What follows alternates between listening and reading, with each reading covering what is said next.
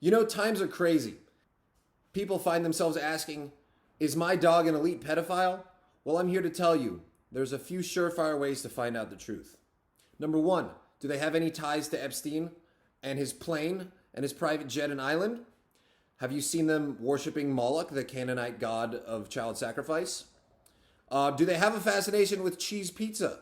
That's a code name for child porn. Do they have any Hollywood ties or millions of dollars or Judaism? I think that's about it. Guys, quarantine's going not great.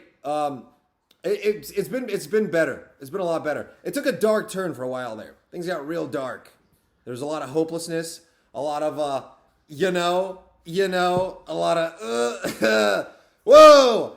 Came out of that. Things are much better now. I think it's just, I had no reason not to get intoxicated. Before it was like, I don't want to drink because I don't want to feel bad tomorrow, and I got this to do and that to do. I need to be clear-headed. And now I'm just like, well, I don't have anything to do ever. Why would I not just get completely hammered? Now I'm honestly bored of alcohol. I haven't drank in like a week, and it wasn't even a choice. It's just like I don't feel like it anymore. And now I'm really starting to find out what my priorities are. And at the end of the day, when it's all said and done, what I really, truly desire in my heart is sugar. A lot of sugar. Been living off fast food and candy. That's not sustainable. But you know what? Right now I got a chance to do it for a little bit and get away with it. I'm not fat yet, so I'm going to seize this opportunity. Change is hard. I think we'll get used to this way of life. Gotta adjust or get left in the dust. Change is always difficult. That's all this is a change. You gotta restructure your goals and priorities and stuff. All the stuff that involved socializing. You just gotta not do that anymore, even though that was like literally everything. It's a good thing I have all 42 of you podcast listeners. If you were all in a room together, that would be a decent sized show. So whatever, I'll take it. I mean, for me, oh man, imagine how stoked we're all gonna be after quarantine just to do regular ass shit. It's kind of good to get set back a little bit, because then you get more gratitude for other shit. Like imagine day one of the quarantine ending and going to fucking Applebee's. And you're just sitting there like, I would never have gone to Applebee's before. But now that I'm here, this is awesome. I'm sitting around the table with 3 other people. And they're my friends. And we're not on house party with a laggy connection. This is fucking 1080p, 4K HD, fucking premium Pornhub. Honestly, I don't think the virus is as dangerous as it's made out to be. But at the same time, I'm not sure and I don't want to be wrong. So I've been social distancing and I'm not fucking protesting. Dude, people are out there protesting how they want to go back to work. Why would you want to go? Why don't you protest, hey, give us more free money? Wouldn't you rather have free money than go back to work? And don't even get me started on socialism doesn't work. Nothing's gonna fucking work in a pandemic. So why not try the option that gives us free money? And as far as flattening the curve goes, the whole thing is that most people are gonna catch it eventually, right? But just like drag it out longer. I think the whole inevitability of most people catching COVID despite social distancing is exactly why you don't really need to use condoms. You're gonna get whatever you're gonna get anyways. Fucking might as well enjoy it, right?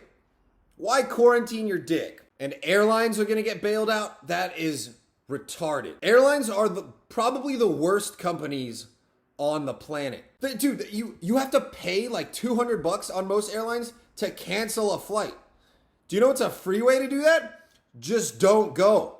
Don't get on the flight. They want to charge you to not get, what? You already paid for it. And they oversell flights? What does it even mean? Could you imagine if I was selling something on Craigslist and the guy came to pick it up and I was like, oh, someone just bought it. I oversold it. But I'm going to have another limited edition race car model next week. That was a weird example. But they'd be like, what the fuck? I wanted this now. That's why I'm here now. I bought a ticket that says I'm going to this place at this time and it's now and I can't, and you won't. Fuck airlines, man. I'm pissed that they're getting bailed out. Man, I was so bored. I dyed my hair blue and then I was like, that's a little too much. And then I dyed it this color. Let's see. Tennessee has more suicides than other deaths. I don't know. I just wrote down Tennessee has most suicides. I don't remember. I was supposed to do this like 3 weeks ago. The number of Chinese cell phone users dropped by 21 million in the last 3 months. I guess it'll be 4 months now. That's crazy. 21 million people just not existing on cell phone records anymore in China. We already found out that China's been lying since that came out. So that's fucking crazy. Although I think China invented the virus and they don't care about killing their own citizens. Side note. Tiger King was stupid. The craziest part about the whole show was the Asian lesbian chick that got her arm bitten off and then just went back to work. I'll tell you one thing I don't miss about quarantine. I do not miss going to restaurants. Restaurants are just one big, long waiting game. I like cooking my own meals, just fling it right off the pan and in my mouth within seconds. You go to a restaurant, you first you gotta wait to get seated. Then you sit down, they're like, hey, let me get you some waters. Why don't you look at the menu? I'm usually like, I already know what I want. So you gotta wait for the menu. Then you order, you gotta wait for the food. And then when you're done with the food, you're just sitting there with these empty plates. And then the guy comes up and is like, are you done with that? And you're like, dude, there's nothing on the plate. It's completely empty. Yes, I'm done with it. And he's like, all right, yeah, and you gotta wait longer. And then you have to tip him. You're like, let me pay you for making me wait. They're called waiters. I'm the waiter. I'm waiting. We're all waiting, I guess. Everyone in a restaurant is just waiting to get the hell out of there. I don't like restaurants. The sit down. I don't like tipping. And people say, like, if you don't like tipping, if you can't afford a tip, don't go out to eat. Well, that's stupid, because even if you just go out to eat all the time and don't tip, you're still supporting the restaurant business that's making those jobs to waiters available. So if you don't tip, you're really just looking at the big picture. You're just trying to make sure people still have a place to work without sacrificing your own personal finance.